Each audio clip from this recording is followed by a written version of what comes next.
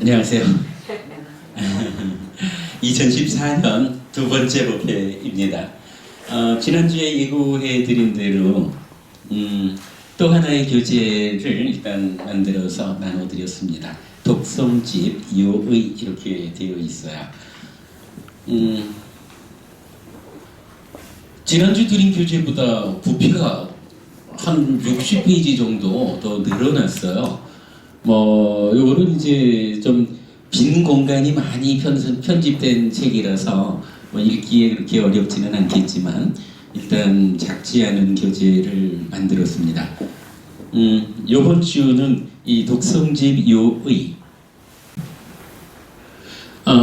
이 교재를 어떻게 만들었고 어떻게 활용했으면 좋겠는지 하는 이야기를 오늘 수업으로 하겠습니다.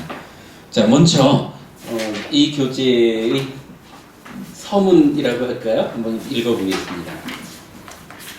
2페이지입니다. 재작년 봄 강화도에 계신 어른 한 분을 찾아뵈었습니다. 출가 전 저의 삶에 크게 관계하신 스님입니다. 대학 시절 스님 계신 절에서 6개월간 얹혀 살기도 했고 저희 결혼식에 주례도 맡아주셨던 어른입니다. 대학 시절 사는 꼴이 영감 같아서 출가할 줄 알았다고 하시며 반갑게 맞아주시더니 긴 시간 나눈 법담의 끝에는 오랜만에 공부 좀 하고 나타났구나 라며 칭찬도 해주셨습니다. 긴 시간의 대화, 법담이었는지라 견해서 깊은 곳에 쌓여있는 경향의 차이도 드러나게 되었는데 스님은 이렇게 말씀하셨습니다. 그래서 요의경이 있는 것이야. 요의경, 사전적으로는 불교, 불법의 도리를 명백하고 완전하게 말한 경전으로 정의되는 말입니다. 다양하게 설해지고 전승되는 경전들 가운데 공부의 기준으로 삼아야 하는 경전이라는 의미로 이해할 수 있을 것입니다. 물론 환경 등의 조건 때문에 공부의 방향을 달리한 탓에 스님과 저의 요의경이 다르다는 것은 현실입니다. 그러나 그 때문에 스님은 그래서 요의경이 있는 것이야 라는 말씀으로 제 공부의 부족을 지적하셨고 저는 저대로 요의경의 가르침에 충실해야 하는 제자로서의 자세를 강조하게 되는 것이라고 할 것입니다. 한편 삶은 마음이 몸과 더불어 세상을 만나는 이야기입니다. 이 이야기를 잘 풀어내면 행복할 것이고 잘못 풀어내면 괴로울 것입니다. 그런데 최근의 현상을 보면 과학 또는 서양 철학 등 학문들의 성취가 매우 높다는 것을 알 수 있습니다.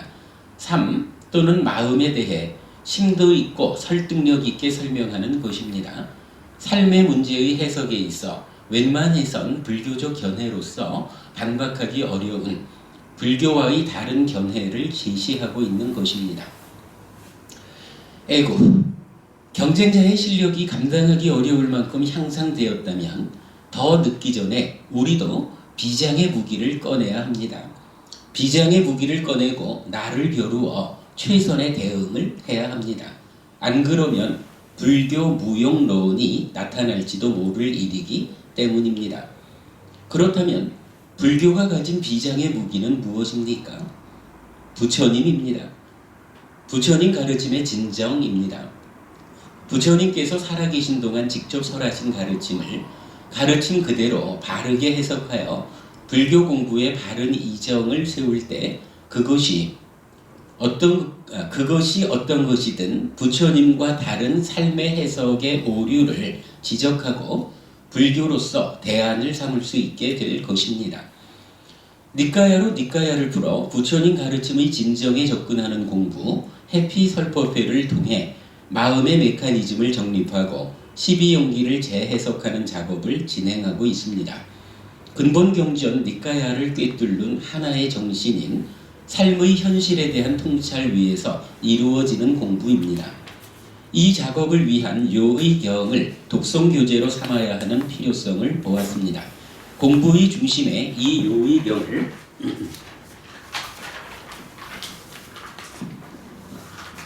분명히 세워야 한다는 판단에 의해서입니다. 근본경전 니까야를 공부하는 분이라면 누구나 아시는 바대로 초전법문경, 무화상응경, 불타오름경의 세 가지 경전입니다. 그런데 이 경전들은 부처님이 의도하고 정의해 주신 그대로 이해해야 바른 이해입니다.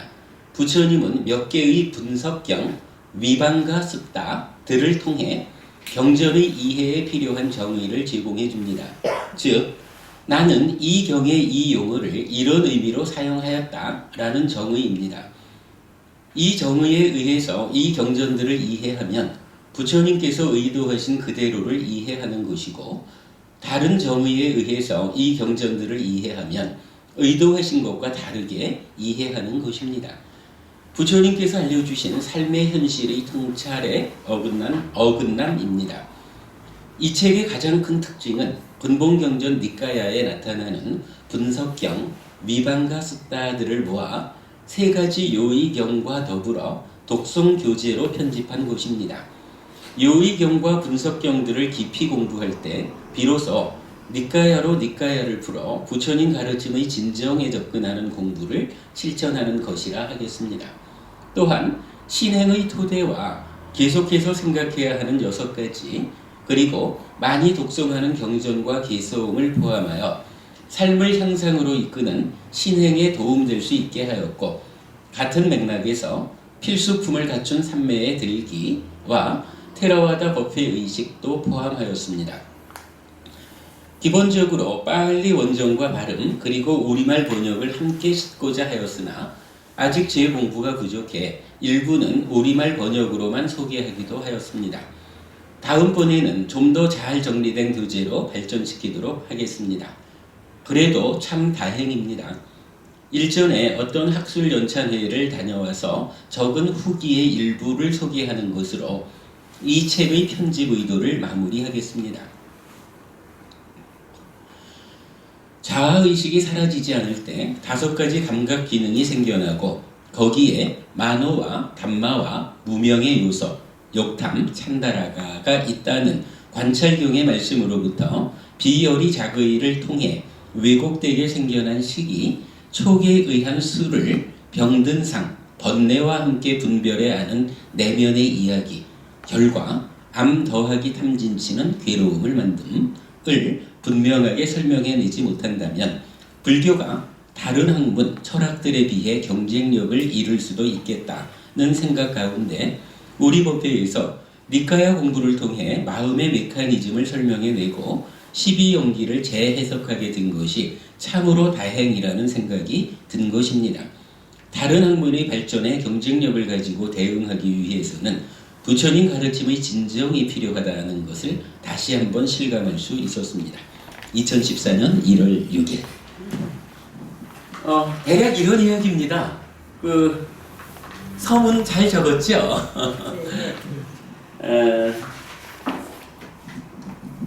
강화도에 회암 스님이라는 분이 계셔요.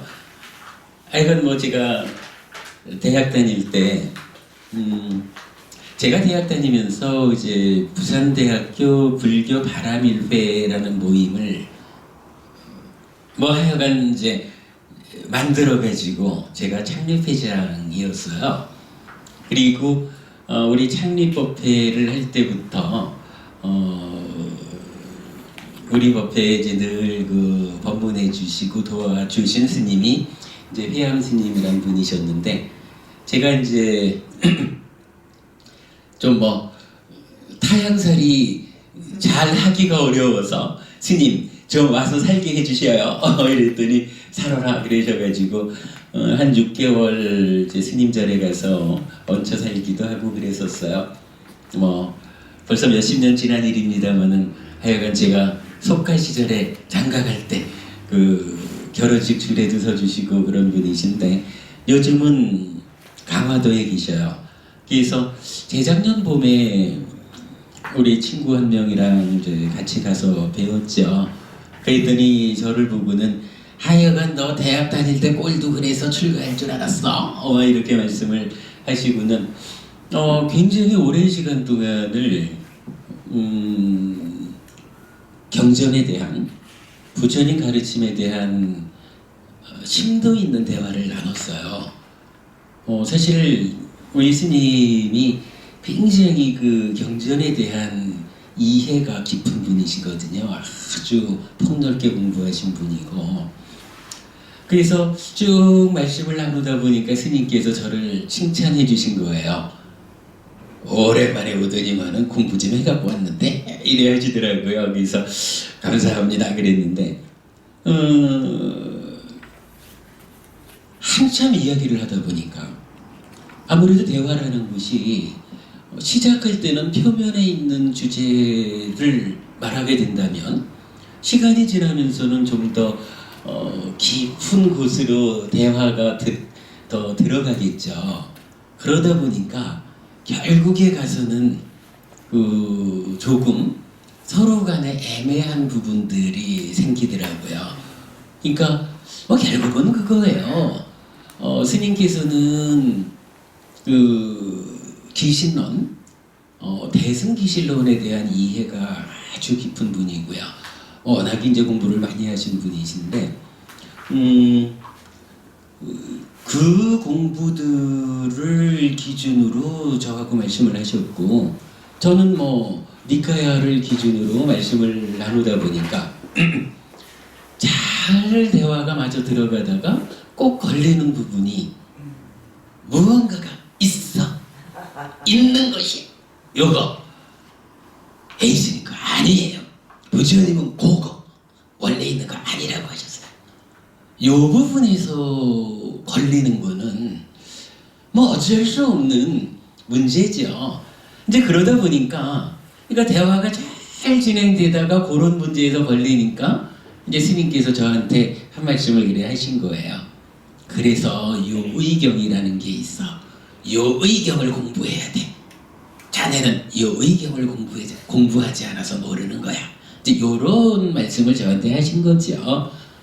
이제 저는 제가 거기서 또 더 따지고 들어가기는 참 스님께 예의가 아닌 것 같고 더 따지고 들진 않았지만 제 마음은 그랬던 거죠.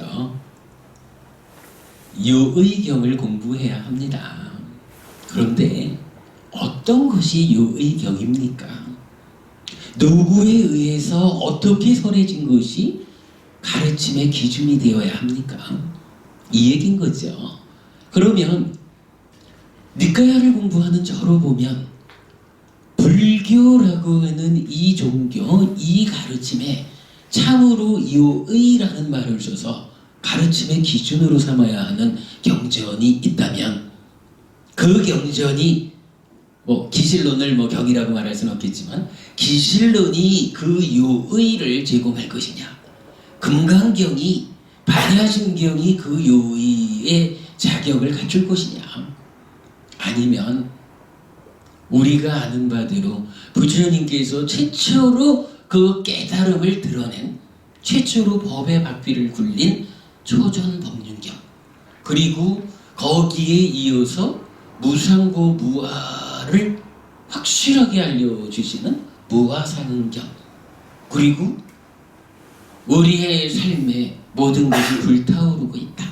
이제 그 불을 끄고 해탈 열반을 성취해야 한다 라고 말하는 불타오른 경, 이 경전들을 요의경이라고 해야 할 것이냐. 스님하고 저하고가 마지막에 가서 의견을 맞추지 못한 것은 다 그 차이지요. 우리 스님께서는 기실론을 중심으로 요의를 말씀하셨고, 저는 니카야를 중심으로 초전법륜경, 무아상경, 불타오른경, 이 세 가지 경전을 요의경이라고 이해하고 있었던 거죠. 그러니까 요의경이 필요하다라는 데 대해서는 공감하는 거지만 과연 어떤 경전이 요의경입니까? 라고 하는 데서 일치하지 않다 보니까 스님하고 저하고 가장 밑바탕에 들어가서는 의견의 차이가 좀 드러나는 이제 그런 모습을 보았다는 거죠. 사실은 이런 정도 이야기도 사실 쉽게 할 이야기는 아니었을 거예요. 저도 이건 어떻게 됐든 니카야를 공부한다고 뭐 공부하는 사람이고자 노력을 하고 있고, 뭐 우리 스님께서야 뭐 워낙에 공부 깊으신 분이시니까 그 대화의 끝에 일치하지 않는 부분이 유의경의 차이로 이렇게 알려질 수 있었다. 그런 일하였고요. 그래서 과연 어떤 가르침이 공부의 기준이 되어야 할 것인가 라는 부분을 한 가지 생각하게 된 거고요. 그 다음에 이제 또 한 가지는 최근의 일이죠. 지난 12월이었던가 밝은 사람들 연구소하고 서울불교대학원대학교하고 공동 주최하는 학술 연찬회가 있어요. 벌써 여러 해 지속되고 있는데 그 연찬회가 요 금년도 주제는 괴로움 어디에서 생겨나는가, 어떻게 생기는가 이런 주제였어요. 그런데 그 연찬회는 초기 불교에서도 한 분이 발표를 하고요, 선불교에서도 발표를 하고요, 총 5분의 발표가 있었는데 한 분은 서양 철학이라 그래야 되나? 그러고 한 분은 진화 심리학, 또 한 분은 심리학, 이렇게 해서 5명의 주제 발표가 있었어요. 근데 뭐 초기 불교, 선불교는 뭐 나름대로 이렇게 발표를 했는데 제가 그 연찬회를 해마다 빠지지 않고 다니면서 몇 년에 걸쳐서 좀 그런 느낌을 갖는 거지만 요번에도 그런 느낌이 강하게 왔어요. 그러니까 불교 아닌 세 곳, 심리학, 진화 심리학, 그리고 서양 철학인가? 아이고 그렇게 되어요. 근데 그쪽 철학 학문들의 성취도가 대단히 높다라는 것을 갈수록 더 느끼게 되는 거예요. 결국 뭐 괴로움이 어떻게 생기느냐 하는 문제지만 포괄적으로 보면 삶의 문제, 우리가 늘 말하는 마음이 몸과 함께 세상을 만나는 이야기를 삶이라고 합니다. 라고 부처님이 알려주는 삶의 이야기를 파악하고 있잖아요. 근데 바로 이런 삶의 이야기를 풀어내는 데 있어서 이 서양 철학들, 서양 학문들의 성취가 아주 높다라는 거예요. 그래서 웬만하면 불교적인 견해를 가지고 불교 아닌 그 학문들이 제시하는 어떠한 입장을 반박하기가 어려울 정도라는 거예요. 사실 저는 뭐 계속 청중석에 있었으니까 그렇게 발언할 기회를 갖지 않습니다만은 실제로 그 자리에서 토론이 진행될 때 보면 삶의 이야기에 대한 어떠한 접근에 있어서 불교가 그분들의 어떤 논리에 적절하게 그 논리가 타당하지 않다, 삶의 이야기는 이러하다라고 불교적 견해를 명확하게 내세우는 일을 그렇게 만족하게 하지 못하더라 하는 얘기거든요. 요번에도 그랬어요. 요번에도 그분들이 괴로움의 발생 과정을 설명하는 일에 있어서 아주 수준 높게 설명을 하고 거기에 대해서 불교적으로 이러한 것이 우리 삶의 현실이다, 그 당신들의 논리가 이러한 면에서 어긋남이 있다라고 지적하기 어려운 이제 그러한 그 현상을 보게 되었다는 거죠. 그래서 제가 이제 아까 읽으면서 에구라는 한숨을 쉰 건데 한 가지 주목하게 된 겁니다. 어찌 보면 그간 불교가 오랜 세월을 두고 불교의 어떤 경쟁자라고 한다면 글쎄요, 뭐 기독교, 천주교, 아니면 이슬람교, 힌두교 뭐 이래서 대부분 신의 권능에 의지해서 삶의 문제를 해결하는 이러한 종교들이 우리의 경쟁자였다라고 말해도 좋을 거예요. 그렇다면은 그러한 경쟁자들과 경쟁하는 현실에서는 우리가 뭐 부처님 가르침을 조금 좀 덮어두고라도 열심히 기도하는 힘을 가지고 그 다른 종교들과 경쟁하는 일이 가능했을 거예요.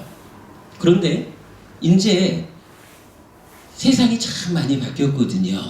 그래가지고 이제 불교와 경쟁하는 상대방이 단순한 기도의 힘으로 삶을 바꾸고자 하는 그러한 종교에 더해서 이제는 학문이라고 하는 사실은 굉장히 강력한 경쟁자들이 출현했다라는 것을 우리가 보아야 한다는 거죠.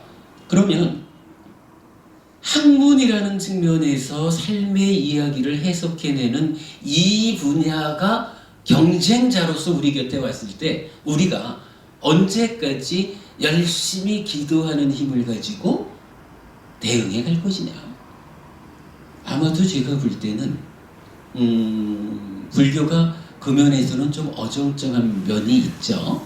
한면으로는 자력 종교라고 하는 가운데 자력 종교를 표방하면서 신적 권능에 의지하는 좀 어정쩡한 모습을 갖고 있는 상태에서 이러한 철학, 학문의 도전에 적절히 대응하기 어려울 것이다 라는 부분을 보게 되는 거죠.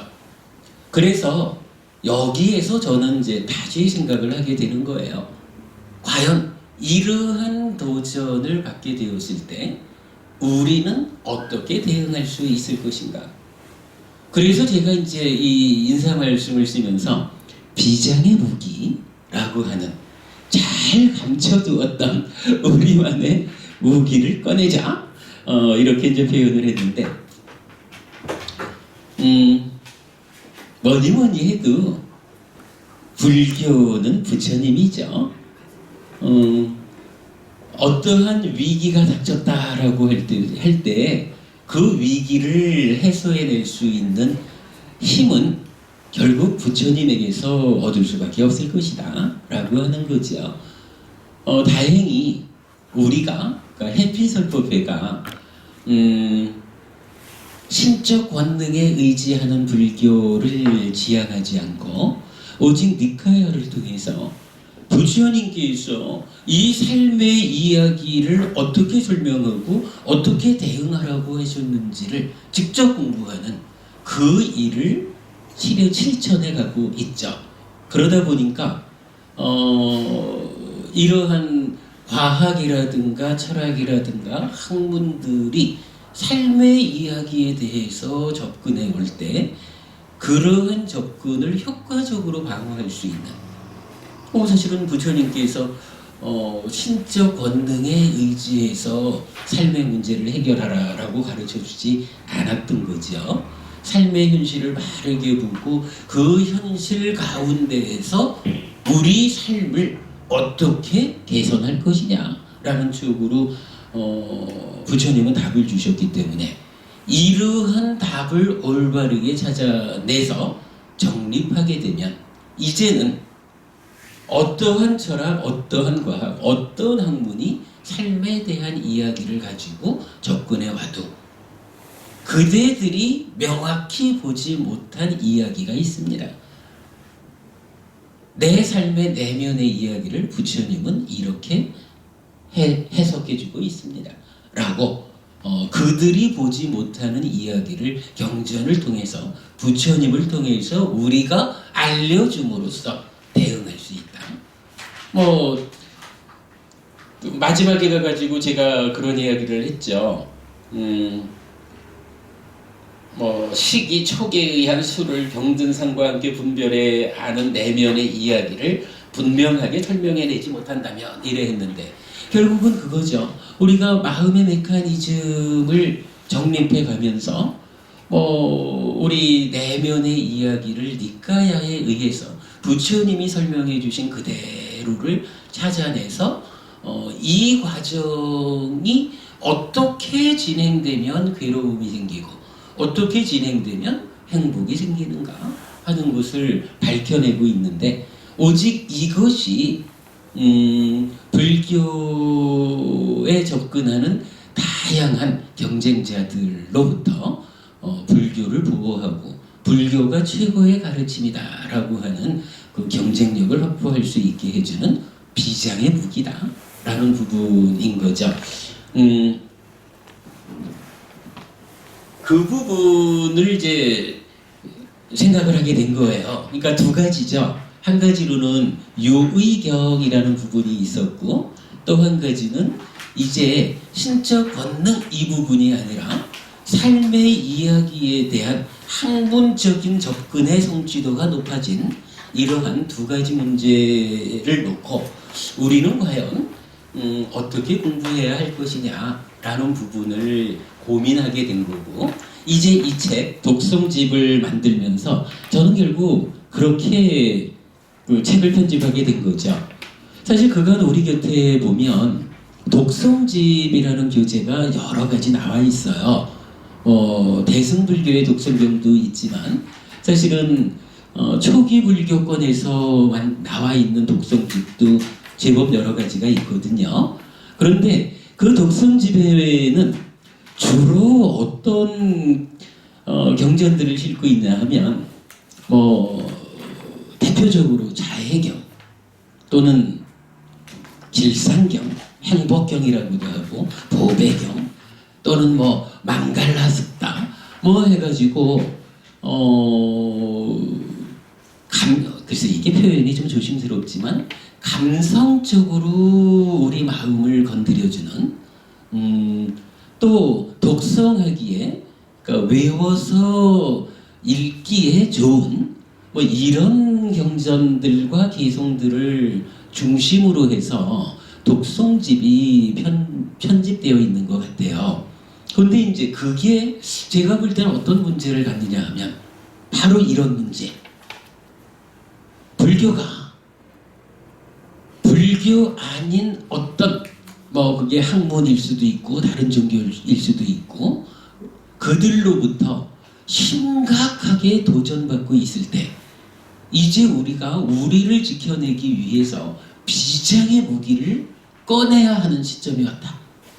그렇다면 우리가 독성집, 늘 곁에 두고 읽을 수 있는 교재를 만들자라고 할 때 그저 우리가 우리 마음을 건드려주고 읽기에 편한 이런 몇 가지 경전을 중심으로 늘 손에 들고 있다라고 하면 그것이 과연 우리의 경쟁력을 키우는 독성집의 역할을 하겠느냐. 이제 우리가 독성집을 만든다면 참으로 요의경을 중심으로 해서 부처님 가르침의 진정을 우리가 늘 읽고 반복함으로써 그 진정을 이해하고 우리 삶을 바꾸는 그러한 다른 학문들에 대한 경쟁력을 세울 수 있는 이러한 경전들을 독성집으로 편집해서 늘 외우고 살아야 하지 않겠느냐. 그게 불교 신자들이 삶을 향상하고 다른 학문이든 종교든에 대해서 경쟁력을 갖추는 길이 아니겠느냐. 이런 이제 취지를 가지게 된 거죠. 그래서 요번 독성집은 그냥 읽기 쉬운 독성집보다는 이렇게 중요한 요의경 몇 가지를 중심으로 편집하게 되었다라는 이야기입니다. 그런데 이제 또 거기에서 사실은 이제 이 교재에 정말 특별한 점 하나는 새로운 시도를 하나 한 거예요. 우리가 그간 공부를 하면서 마음의 메커니즘, 12연기 계속 이런 이야기를 할 때, 팔정도 이런 이야기를 할 때 보면 분석경에서 태어남은 요렇게 설명하고 있습니다. 요런 이야기. 분석경에서 명색의 색은 요렇게, 명은 요렇게 정의해주고 있습니다. 기존의 선배 스님들이 어떠하게 해석을 해왔다 해도 우리는 분석경이 알려주는데요. 분석경이 무엇입니까? 부처님께서 12연기를 설하시고는 그 12연기의 각각의 지분에 대해서 나는 이 지분을 이러한 의미를 가지고 말했다 라고 정의해 준 것 아니에요. 부처님께서 여러한 정의에 의해서 법문을 하셨는데 그것을 부처님이 정의하신 바와 다르게 그 부분을 해석한다면 부처님이 알려주시는 우리 삶의 현실을 바르게 이해할 수 있겠느냐. 이런 이야기 제가 자주 했던 거죠. 그런데 이제 이번에 이 독성집을 편집하는 가운데에 주목하게 됐던 것이 사부니까야에 이런 분석경이라는 경전이 제법 여러 가지가 있더라고요. 6가지가 발견이 됐어요. 그러니까 분석경이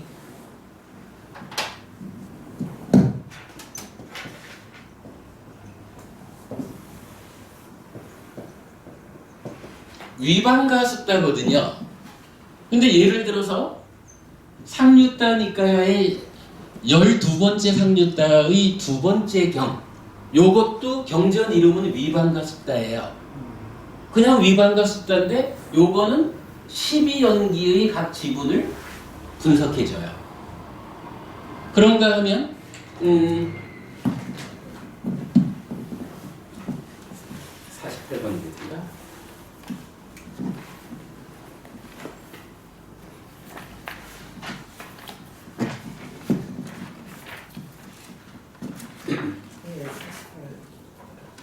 다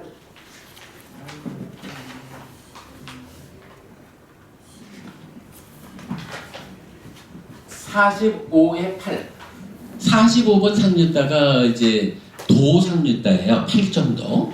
도상류다의 8번째 경도 제목은 똑같이 위반가습다예요. 분석경이에요. 근데 요거는 8정도.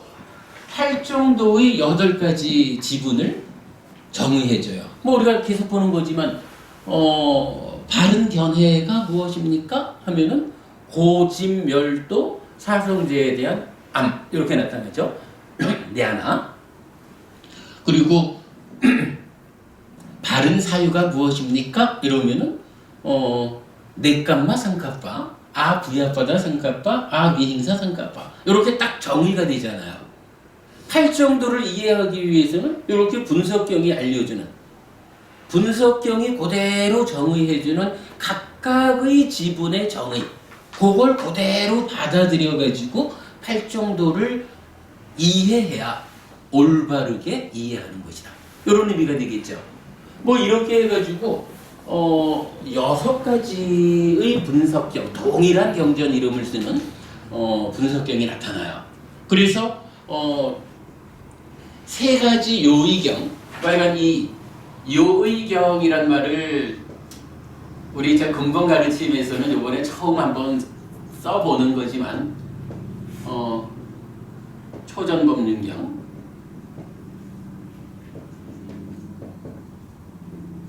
무화상경,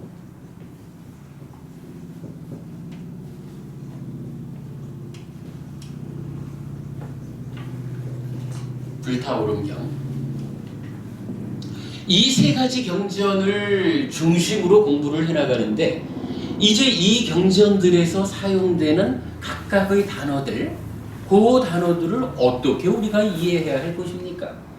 그리고 뭐 비록 이 경전들에 직접 나타나지는 않지만 이제 이 경전들의 토대에서 사부니까야라고 하는 다양한 경전이 설해지잖아요. 그러면 그 다양한 경전들에서 정말로 다양하게 우리 삶의 이야기가 설명돼 나오고 괴로움이 발생하는 과정이 설명되고 그 괴로움을 어떻게 소멸할 것이냐라고 해서 수행의 과정이 설명되고 그러잖아요. 그러한 부분들에서 지속적으로 동일한 단어들이 반복적으로 나타나고 있는데 부처님은 이러한 몇 가지의 분석경을 통해 가지고 이 경전이 말하는 데 있어서의 핵심적인 의미를 가지는 단어들, 그 용어들은 나는 이 용어를 이렇게 쓰는 것이다 라고 정의해주고 있다는 거죠. 그래서 이 분석경에 의해서 가르침을 해석하는 일은 참으로 중요하다. 그런데 모르겠어요. 제가 뭐 잘 확인해 보지 못했습니다만은 이러한 여러 가지 분석경을 모아가지고 분석경을 기준으로 경전을 해석하자. 이런 시도가 아직까지 국내에서는 잘 못 본 것 같아요. 해외에서 어떤지 모르겠는데 어쨌든 이제 이번 우리 교재에서는 이렇게 분석경들을 다 모아가지고 독성 교재로 편집을 했다라고 하는 거고요.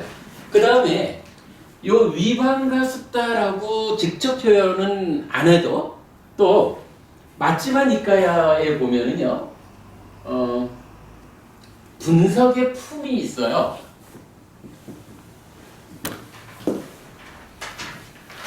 위반과 막가라고 하는데 분석품에 나오는 12개 경전이 요거는 이제 각각의 주제. 그러니까 요 앞에 분석경이라 그러면 어떤 용어에 대해서 각각을 정의했다면 이제 맞지만이까야 분석품에 나오는 12개의 경전은 어떤 주제를 놓고 그 주제에 대해서 분석을 해요. 예를 들자면 진리란 무엇이냐라고 해서 진리를 분석해줘요. 요소란 무엇이냐 해서 요소를 분석해줘요. 보시란 무엇이냐 해서 보시를 분석해주고 이렇게 해가지고 12개의 분석품에 소속한 경전들도 우리가 니까야를 통해서 삶의 이야기를 풀어내는 그 기준이 되는 곳으로 위반과 분석의 개념으로 이 경전들을 보아야 한다라는 것 때문에 근데 뭐 이 맞지마니까야 경전들은 워낙 기니까 다 올리지는 못하고 그 각 경전들의 요점만 뽑아가지고 정리를 같이 올렸어요. 그리고 나면 또 이 위반과 숫다에 비해서 조금은 그 중심을 벗어났다 할까요? 글쎄 표현이 좀 그렇지만 같은 분석을 하는 경전 중에 분석경이라는 말 대신에 간략하게 했다 해서 간략한 경 그리고 상세히 했다 상세한 경이라고 짝을 이루어 가지고 나타나는 경전들이 또 몇 개 있어요.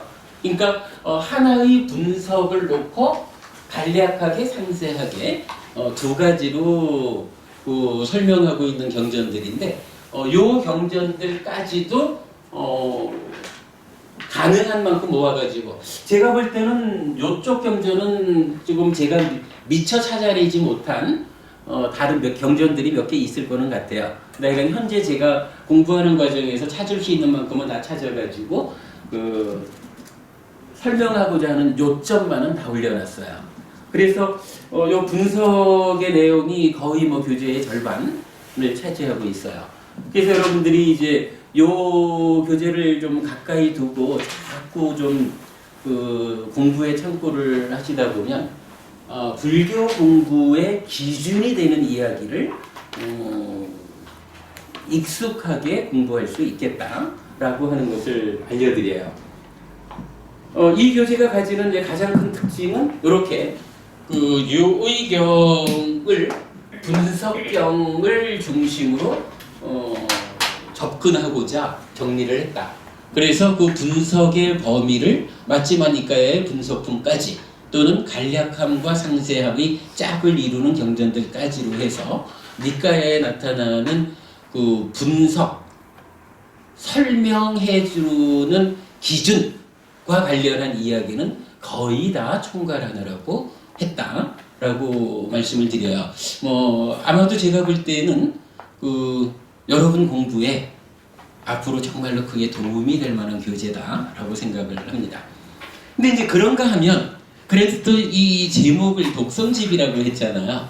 그러다 보니까 이게 공부의 기준이 되는 독성도 중요하지만 사실은 아까 말씀드렸던 기존의 독성집들이 가지고 있는 정말 우리 마음을 감성적으로 건드려주기도 하고 또 아주 그 독성하기에 좋은 이런 경전과 개성들 이 부분도 빼놓고 갈 수는 없을 것 같아서 경전의 뒤에 가가지고는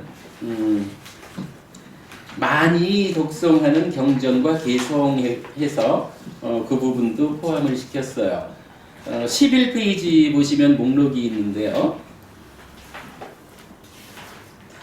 11페이지 6. 많이 독성하는 경전과 개성해서 독성 경전으로는 자애경, 길상경, 보배경 세 가지를 올렸고요. 그 다음에 독성 개성으로 마하 자야만갈라 같다, 자야만갈라 같다, 세 가지 특성 개성, 삶과 죽음에 대한 개성, 사성제 개성, 성스러운 진리 개성, 마음에 대한 개성, 이렇게 7가지의 독성 개성을 함께 포함을 했어요. 그래서 전체적으로 여러분들 보시면 공부를 위한 큰 도움도 될 거고 또 아주 그 감성적으로 마음을 건드려 줄 수 있는 그러한 독성 경전들, 개성들도 충분히 포함하고 있다. 그래서 가까이 두고 공부하실 때에 많은 도움이 될 거다라고 말씀을 드려요. 어쨌든 하여간 저는 이 경전을 이 독성집 교재를 만들면서 이거 한 가지는 제가 꼭 그 말씀을 드리고 싶었던 거예요. 독성집을 만들면서 그냥 보통 말하는 신앙생활에 도움이 되는 내 마음에 감성적으로 와닿는 그러한 독성집을 만들지 않겠다. 그보다는 정말로 우리 공부의 기준을 제시해서 언제나 반복해서 읽으면 참으로 부처님 가르침의 진정을 찾아 나가는 이 공부에 커다란 힘이 될 수 있는 그러한 경전들을 독송하는 독성집을 만들어야겠다라고 하는 그런 목적을 가지고 만들었어요. 물론 하여간 이런 목적을 가지게 된 것은 불교 아닌 다른 경쟁자들의 성취도가 참으로 높아요. 그래서 이제는 불교가 정말로 부처님 가르침의 진정이라고 하는 이 비장의 무기를 꺼내놓지 않으면 불교 무용론, 불교 이제 어디다 써먹을 거야? 기도하는 힘으로는 저쪽한테 밀릴 거고 삶의 이야기를 분석하는 데서는 저쪽 서양 철학들한테 밀릴 거고 어디 갖다 놓을 거예요?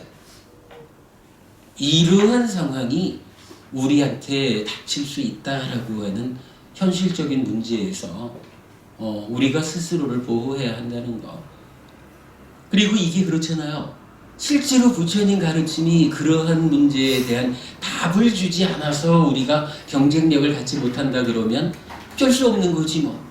종교를 바꾸든지 종교를 버리고 학문을 택하든지 해야 되겠지만 부처님은 그러한 문제에 대한 답을 충분히 주셨는데 우리가 가르침의 진정을 찾아 나서지 못하고 그냥 정말이지 평생 절을 다녀도 알아야 할 것은 하나도 알지 못하고 다음 생으로 넘어가야 하는 그러한 생활을 불자로서 해서는 안 된다라는 현실적으로 닥친 문제죠.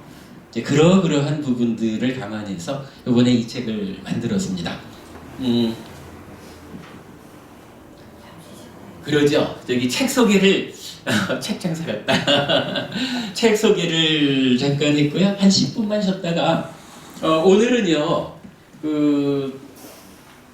그래도 이 교재를 만들면서 좀 재밌는 이야기, 뭐랄까, 아주 우리 법회에서 지속적으로 반복하는 거지만 짤막짤막한 이야기들 속에 엄청난 의미가 담겨 있는 그런 이야기를 신해의 토대라고 해서 맨 앞에 한 50페이지에 놓거든요.